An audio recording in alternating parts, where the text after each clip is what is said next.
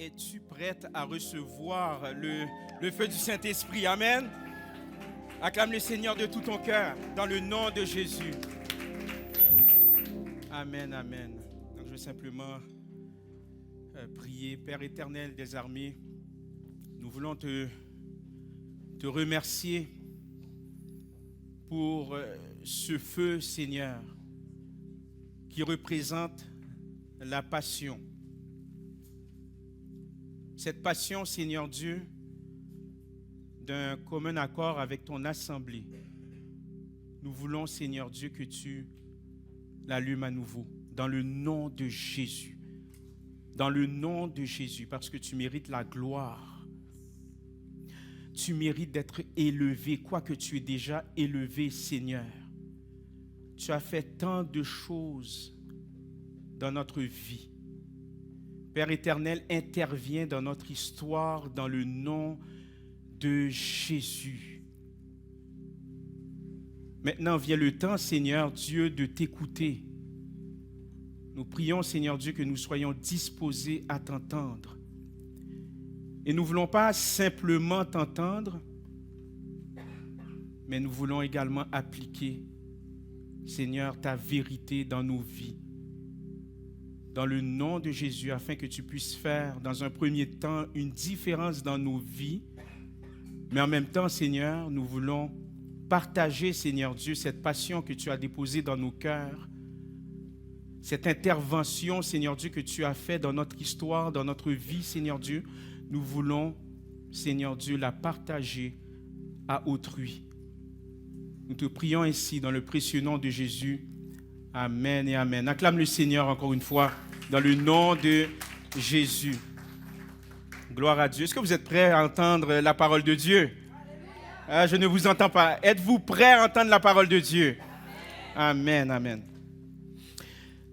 Vous savez, la fois où ma Benjamine, à savoir Sarah Jane, voulait apprendre à marcher, eh bien, je me suis accroupi et je lui tenais les deux mains. C'est ce que j'ai fait lorsqu'elle voulait apprendre à marcher. Donc, je me suis accroupi et je lui tenais les deux mains et elle faisait des petits pas. J'ai fait ça avec tous mes enfants, en fin de compte.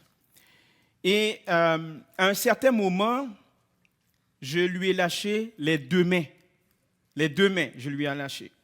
Et bien entendu, c'était risqué pour elle. Dans sa perspective à elle, c'était risqué. Et je suppose que dans son esprit, vu son caractère, elle pouvait dire en elle-même que j'étais un papa indigne parce que je l'ai lâché. Je la tenais et puis, à un certain moment donné, eh bien, j'ai lâché ses mains. Donc, dans sa perspective à elle, et je voyais, vous savez, ma Benjamine, elle est très expressive. Elle a pris de moi, elle est très expressive du visage. Elle me regardait bizarre et, à mon humble avis, je crois qu'elle pensait que j'étais un père indigne parce que je l'ai lâché. Et peut-être dans sa tête, elle disait que j'étais sans honte aussi. Je crois qu'elle disait ça. Toutefois, malgré ça, eh bien, ma fille, comme vous l'aviez constaté, elle marche. Mais lorsque je l'ai lâché, j'ai lâché ses mains, n'oubliez pas, elle a pris des risques. Premièrement, j'ai pris un risque avec elle et elle a pris des risques. Donc, en prenant ce risque, elle a développé une confiance en moi. Elle a développé une confiance en moi. Je ne suis pas n'importe qui pour elle, je suis son père. Je suis son père. Et cette confiance qu'elle a en moi s'est transformée inévitablement en maturité, parce que maintenant, elle n'a plus besoin de ses parents, elle n'a plus besoin de moi pour pouvoir marcher. Et j'aimerais vous dire aujourd'hui que notre confiance en Dieu sera mise à l'épreuve. Notre confiance en Dieu sera mise à l'épreuve. Et cette épreuve-là, c'est pour qu'on puisse atteindre la maturité. Dites maturité. La maturité spirituelle. J'aimerais faire écho au message, encore une fois, au message lors du 31 décembre 2023. j'ai dit lors du message du 31 décembre, et encore une fois, je l'ai répété encore dimanche dernier, que la nouvelle saison, parce que c'est la parole que Dieu nous a donnée, j'aimerais vous dire que la nouvelle saison ne se fera pas sans relever des défis. Parce qu'on entend nouvelle saison, on pense à une sorte de romance, que tout va bien aller. Mais j'aimerais vous dire que la nouvelle saison, parce que nous l'avions chanté, recevez la puissance de Dieu, recevez l'onction de Dieu, onction qui veut dire choisi. Vous avez été choisi. Si vous êtes ici, c'est parce que Dieu a jeté un dévolu sur vous. Il a un plan pour vous. Mais ce plan ne se fait pas sans obstacle. Ça va là? Donc, nouvelle saison ne rime pas par rapport à la romance que tout va bien se passer. J'aimerais vous dire que rentrez dans votre nouvelle saison, parce que nous sommes tous appelés à rentrer dans notre nouvelle saison. Rentrer dans notre nouvelle saison rime avec confiance, rime avec consistance, confiance en Dieu, une certaine consistance, rime avec endurance. Rentrer dans notre nouvelle saison rime avec insistance, persistance, persévérance et bien entendu résilience. Résilience. Et j'aimerais nous rappeler encore une fois que l'objectif du message du 31 décembre, dimanche dernier, et encore une fois aujourd'hui, l'objectif c'est de nous encourager. C'est de nous encourager à trouver la force. C'est de nous encourager à trouver le courage nécessaire pour affronter les jours à venir. Je vous ai dit encore une fois la semaine dernière que j'ai reçu plusieurs appels, encore une fois cette semaine, des gens qui sont extrêmement bénis, des gens qui me disent que Dieu a répondu à leurs prières. Mais j'entends aussi de mauvaises nouvelles aussi, des gens qui sont découragés, des gens qui vivent des moments difficiles.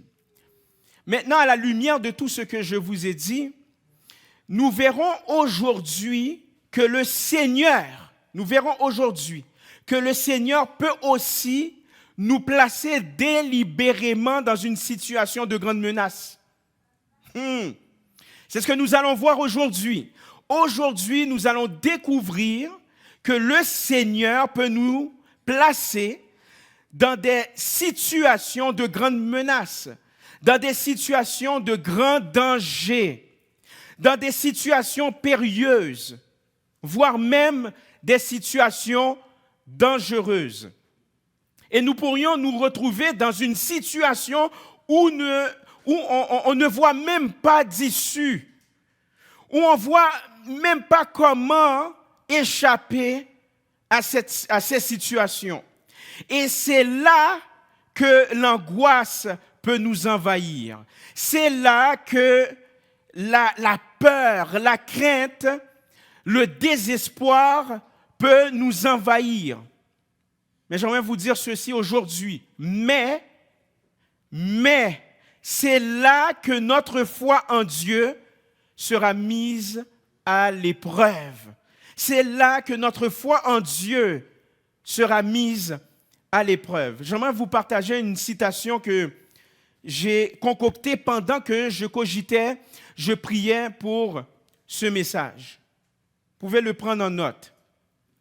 Les épreuves de la vie, qui se transforment en népasse certaines fois, sont souvent révélatrices de notre positionnement dans notre relation avec Dieu, mettant en lumière la profondeur de notre foi et la manière dont nous faisons face aux défis avec confiance et résilience spirituelle. J'aimerais simplement résumer, vous pouvez prendre une capture d'écran, j'aimerais résumer cette idée. Vous savez, cette phrase veut dire que les problèmes qu'on traverse présentement en 2024 ou qu'on va traverser dans les jours à venir peuvent montrer à quel point on est proche de Dieu. Ouf! Est-ce que tu comprends qu'est-ce que je veux dire aujourd'hui? les problèmes que tu vas vivre, les problèmes que tu es en train de vivre à l'heure actuelle, peuvent montrer à quel point que tu es proche de Dieu, en révélant à quel point notre foi est forte, à quel point que ta foi est forte, et comment on peut faire face aux défis avec confiance, avec résilience spirituelle. En résumé, les difficultés, j'aimerais te dire ceci, au risque de te choquer ce matin, parce que Christ, il est aussi venu nous choquer, mais pour notre bien. Les difficultés peuvent révéler notre lien spirituel. Les difficultés que nous allons traverser, les difficultés que nous traversons aujourd'hui, peuvent révéler notre lien spirituel et révèlent aussi comment on gère ces difficultés, comment on gère les obstacles. En d'autres mots, les épreuves révèlent qui tu es en Jésus. En d'autres mots, les difficultés révèlent où tu en es dans ta foi avec Jésus-Christ. Les exemples sont notoires en passant, lorsque je parle de difficultés, lorsque je parle d'impasse. Ça peut être des maladies, maladies graves, accidents, mortalité d'un être cher, perte d'emploi, grande perte financière, abandon, trahison, rejet, incompréhension, échec dans un projet. Et le Seigneur, j'aimerais vous dire ceci, et c'est ce que nous allons voir tantôt, le Seigneur a placé les Israélites dans une situation semblable d'impasse et de vulnérabilité. Je vais lire pour vous Exode chapitre 14, les versets 10 à 14. Vous allez voir que le Seigneur, certaines fois, nous place dans des situations pour nous éprouver. Exode chapitre 14, les versets 10 à 14. Je lis pour vous. Pharaon, le roi d'Égypte, Pharaon approchait. Les enfants d'Israël levèrent les yeux, et voici les Égyptiens étaient en marche derrière eux. Et les enfants d'Israël eurent une grande frayeur et crièrent à l'Éternel.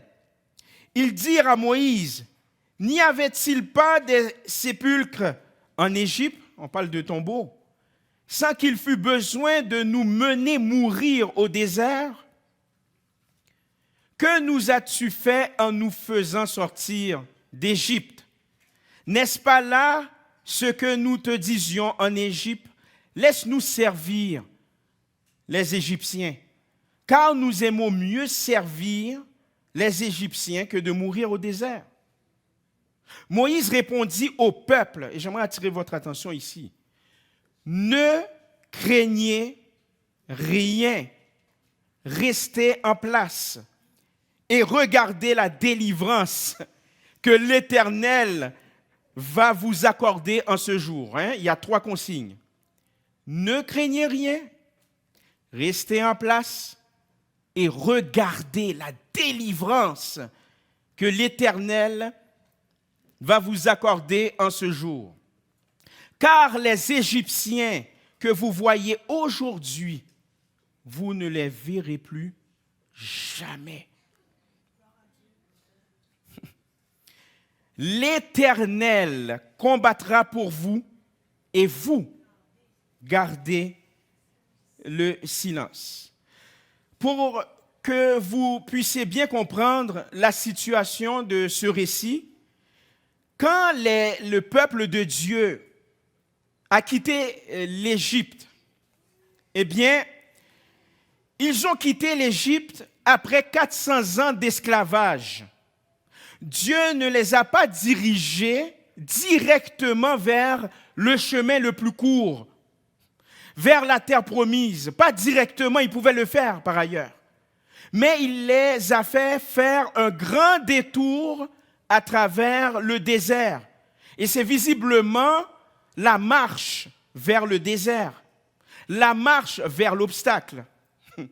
Et nous verrons aujourd'hui que ce détour les mènera face à la mer Rouge.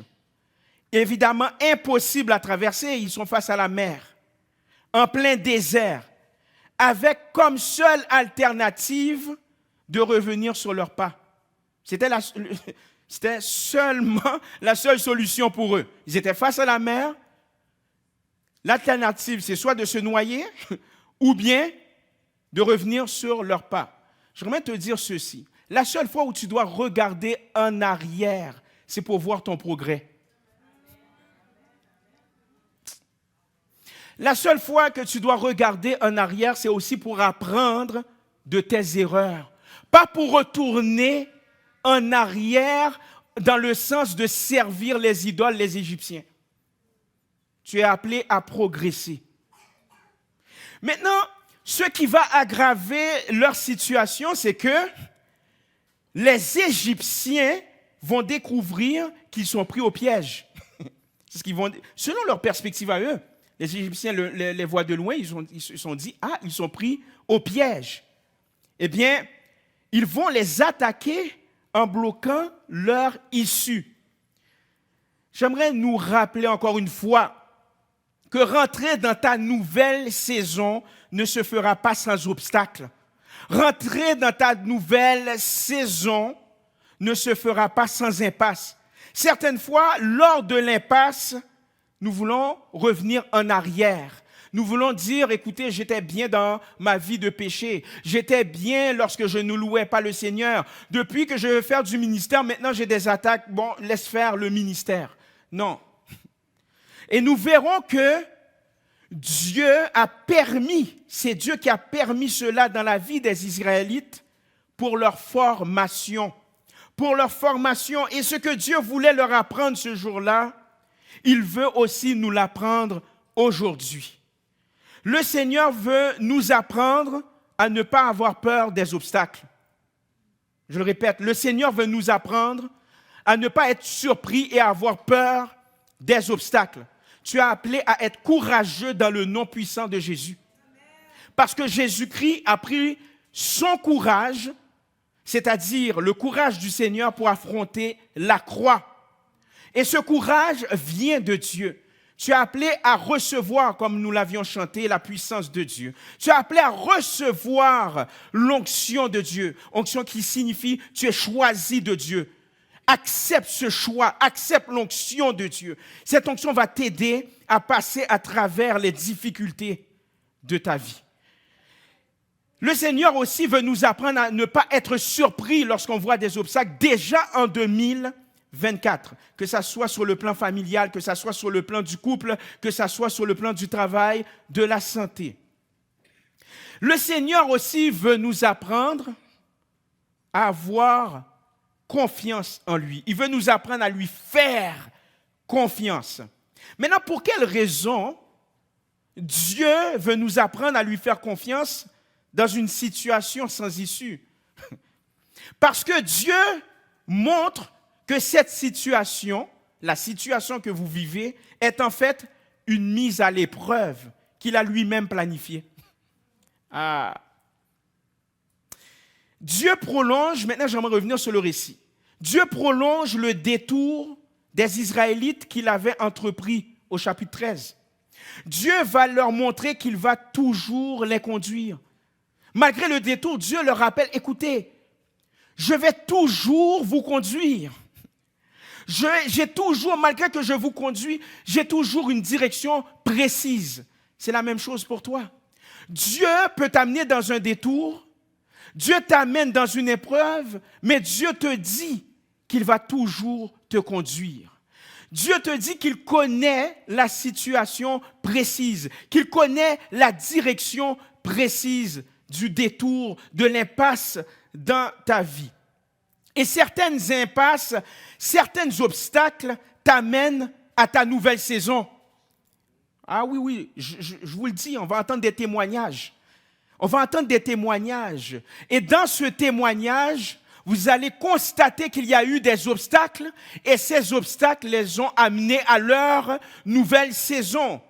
Pourquoi? Parce que ta nouvelle saison est une source d'épanouissement spirituel. Ta nouvelle saison est une source de plénitude. Ta nouvelle saison est une source de floraison. Tu es appelé à rentrer dans ta nouvelle saison. Mais pour rentrer dans ta nouvelle saison, ça prend des obstacles. Ça prend des difficultés qui proviennent de Dieu. Et c'est la raison pour laquelle certaines difficultés ne sont pas organisées par l'ennemi de notre âme. J'aimerais te dire ceci. Oui, l'âme, il travaille dans le but de nous faire chuter, dans le but de nous faire abandonner la foi, dans le but de nous faire reculer. Mais il y a certains obstacles, certaines difficultés, ça vient de Dieu pour ton bien, pour la maturité spirituelle, pour que tu puisses apprendre à lui faire confiance. Dis-toi qu'il y a certaines difficultés, c'est le Seigneur qui les a orchestrées pour t'amener à la victoire. Est-ce que tu es appelé à la victoire dans le nom puissant de Jésus? Tu n'es pas appelé à rester longtemps dans l'obstacle. Dieu, il a établi une situation, une porte de sortie aussi, pour que tu puisses accéder à la victoire. Et par ailleurs, avant même que tu vives les obstacles, tu as déjà la victoire. Les Israélites avaient déjà la victoire. Nous lisons le récit, nous savons pertinemment qu'ils vont s'en sortir.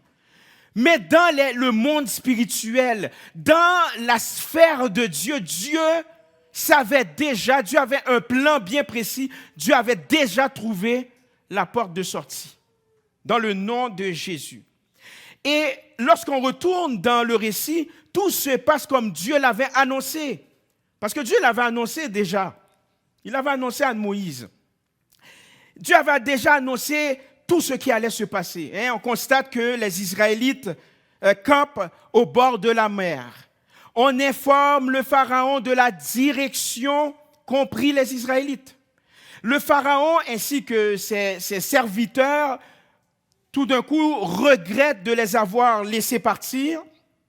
Eh bien, parce que dans leur tête, ils sont en train de se dire, écoutez, on est en train de perdre de la main-d'œuvre.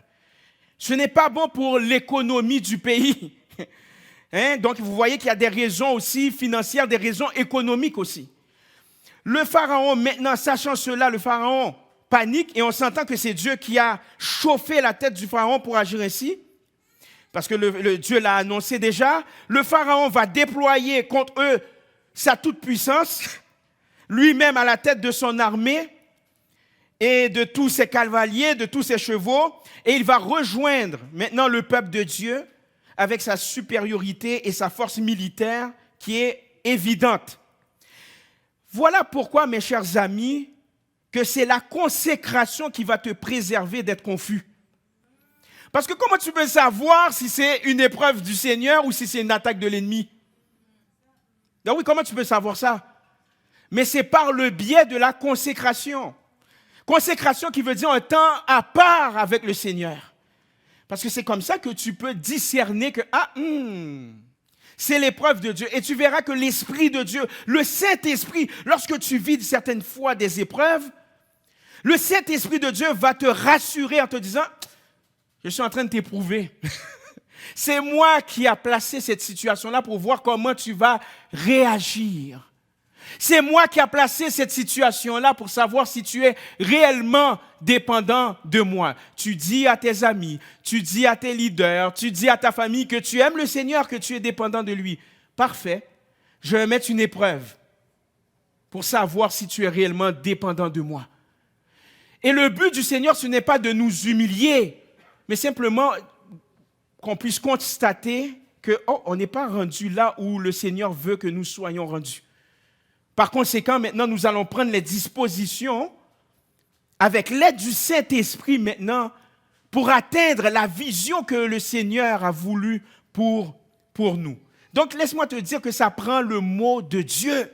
Ça prend le mot de Dieu pour discerner que, c'est réellement l'épreuve du Seigneur. C'est réellement des obstacles que le Seigneur a placés. Mais ça prend un temps de dévotion. Ça prend des disciplines spirituelles. Tu n'es pas obligé d'attendre un programme d'église pour commencer à jeûner, pour commencer à chercher la face du Seigneur. Vous n'êtes pas appelé à être dépendant de l'organisation de l'Église. Il y a j'ai entendu plusieurs d'entre vous, ça m'est venu à mes oreilles, vous avez pris l'initiative d'entamer un jeûne. D'autres, c'est un programme à travers leur entreprise, etc. Tu n'as pas besoin d'attendre l'organisation de l'Église pour exercer des disciplines spirituelles. Tu as besoin de discerner, à savoir, qu'est-ce que je suis en train de vivre? Est-ce que c'est le plan de l'ennemi ou bien c'est Dieu qui est en train de m'éprouver? Parce que visiblement, lorsqu'on lit le récit, on constate que c'est Dieu qui a endurci le cœur de Pharaon. Parce que normalement, après tous les miracles que Dieu a faits en Égypte, un homme normal ou une femme normale qui est au pouvoir, ils auraient abandonné là. Ils auraient abandonné. Mais on peut voir dans le récit que c'est Dieu qui a endurci le cœur du Pharaon. Et non seulement le cœur du Pharaon, mais voire même ses serviteurs, pour qu'ils puissent regretter d'avoir perdu leur main-d'œuvre. Néanmoins, on constate que leur dénouement, le dénouement du peuple de Dieu, c'était pour la gloire de Dieu. Et même leurs ennemis, à savoir les Égyptiens, seront efforcés de reconnaître que l'Éternel est Dieu. À la fin de ton adversité, à la fin de ton défi, de tes obstacles, même tes ennemis vont constater que l'Éternel est Dieu. Est-ce que je peux entendre le peuple de Dieu dire que c'est l'Éternel qui est Dieu? Maintenant, en dépit de ça, Dieu affirme, et je termine là-dessus, Dieu maintenant, en dépit de tout cela, Dieu affirme qu'il combat, que c'est lui-même qui va combattre pour le peuple. Et heureusement que Dieu nous fait grâce, mes chers amis. Heureusement, parce que nous ne sommes guère parfaits. Quand on regarde dans notre vie, on ne mérite pas la puissance de Dieu, on ne mérite pas l'intervention divine. Mais gloire à Dieu que Dieu fait grâce. Et Dieu a fait grâce aussi au peuple, à son peuple, à savoir les Hébreux. Pourtant, ils étaient en train de se plaindre. Ils ont été témoins des miracles de Dieu. Ils disent qu'ils veulent retourner. Mais quel manque d'égard envers Dieu. Ils ont souffert, comme je le dis si bien, et certaines fois ça m'arrive, et je suppose que ça vous arrive également, ils ont souffert d'amnésie spirituelle. Certaines fois, lorsqu'il y a des épreuves qui arrivent, on oublie tout ce que Dieu a fait dans notre vie. Voilà pourquoi que j'aime si bien ce chant. Compte les bienfaits de Dieu. Mets-les tous devant tes yeux. Tu verras. Tu vas voir que, Dieu a fait beaucoup de choses. Et c'est ça qui va t'aider à passer à travers l'épreuve en 2024. Parce que pour certains d'entre nous, ça commence très durement. Très durement. Mais certaines fois, c'est Dieu qui t'éprouve. Mais ce que tu dois faire, c'est, au prime abord, te rappeler de tous les bienfaits de Dieu. Te rappeler qu'est-ce que Dieu a fait dans ta vie. C'est de cette façon que tu peux puiser ta force dans les souvenirs, dans la personne de Jésus-Christ, tout simplement. Et vous allez voir que Moïse va leur répondre en disant, ne craignez rien, n'ayez pas peur, tout simplement. Dieu n'a pas dit à Moïse, tu sais quoi? Le peuple d'Israël veut retourner en arrière. Qu'il retourne en arrière. Qu'il retourne en arrière. Après tout ce que j'ai fait pour eux, qu'il retourne en arrière. Bon, tu sais quoi? Baisse ton bâton. Tu vas pas ouvrir la mer Rouge. Qu'il traverse et qu'il se noie. Non, Dieu n'a pas agi ainsi. Dieu n'a pas agi ainsi. Un peu comme notre sœur l'a dit au début du service, Dieu, il est amour. Puiser dans son amour, tout simplement. Et certaines fois, on peut penser, certaines fois, on a l'image d'un Dieu qui est un Punisher. Vous savez, je suis un amateur de super-héros. Un Punisher, c'est un personnage de Marvel avec une tête de mort, etc. Puis lui, lorsqu'il va punir les ennemis, c'est sans pitié, il ne leur donne pas de chance. Donc Dieu n'est pas un Punisher. Dieu, il est tout puissant, il est amour, tout simplement. Il est amour. Même lorsque tu doutes, et vous savez quoi? Je vais prêcher sur le doute. Parce qu'on a une fausse conception du doute. Je vais revenir là-dessus, vous allez voir. Dieu sait certaines fois que tu doutes de sa bonté. Mais malgré cela, Dieu va te faire grâce. Dieu va te faire grâce à partir du moment que tu retournes à lui, tout simplement. Ce n'est pas pour rien que Jésus-Christ a pris notre place à la croix. Il savait qu'on ne pouvait pas chercher la face de Dieu. Mais Dieu nous poursuit. C'est lui qui nous poursuit, ce n'est pas l'être humain. C'est lui qui nous poursuit. Bon, quand bien même l'être humain essaie de le poursuivre, il va le chercher dans des choses créées par Dieu, ce qui devient une idole. Mais Dieu fait grâce. Dieu va te sortir de la situation. Ce n'est pas le moment de lâcher le Seigneur. Ce n'est pas le moment de lâcher le Seigneur. Parce que, je l'ai déjà dit, si tu lâches le Seigneur, qui va t'aider dans ta situation? C'est qui? Celui qui a créé les cieux et la terre, celui qui t'a donné le souffle de la vie, celui qui a ressuscité Christ d'entre les morts, certaines fois, c'est lui qui a orchestré certaines choses pour ton bien, pour ta maturité. Et tout d'un coup, tu veux lâcher. Mais bonne chance. Bonne chance. Je veux simplement nous encourager à rentrer dans notre nouvelle saison. Au nom de Jésus, je le déclare et je vais le déclarer encore. Tu vas rentrer dans ta nouvelle saison. Tu vas rentrer dans ta nouvelle saison. Jésus est rentré dans sa nouvelle saison. Jésus aussi a eu des obstacles durant son parcours sur terre. Mais Jésus a passé à travers l'obstacle de la croix. Et après, il est revenu à la vie. Et celui qui est revenu à la vie te dit qu'il est avec toi, qu'il ne va jamais te lâcher. Il te dit que certaines fois, hey, cherche ma face, tu vas comprendre qu'est-ce qui se passe. Sinon, tu vas vivre dans la confusion. C'est la confusion qui va t'attendre, mes chers amis. Mais lorsque tu rentres pleinement en relation avec Dieu, certaines fois, Dieu va te révéler que, hey, je t'ai placé dans cette situation. Je veux simplement te montrer où tu en es avec moi.